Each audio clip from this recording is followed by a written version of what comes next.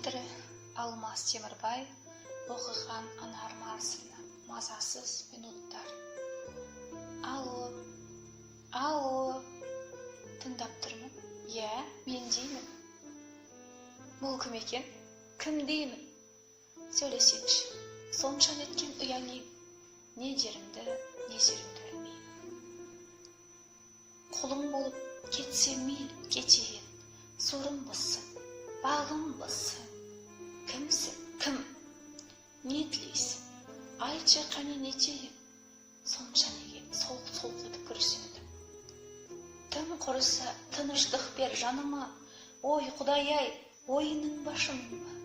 Жазалауың басталды ма тағы да, мазалауың аз болғандай бұрында.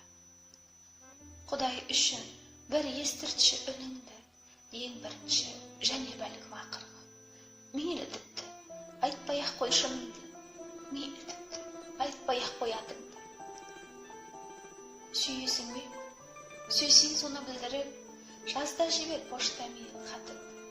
Қойыма ашты тек, қойыма мені жындығым, төле десең берем қаламақыңды. Періште ме, переменде, пенде ме, бітпей тұғын болдың ау сен бір уайым. Телефонның трубкасын кептеме, қоя тұршы жүрегім.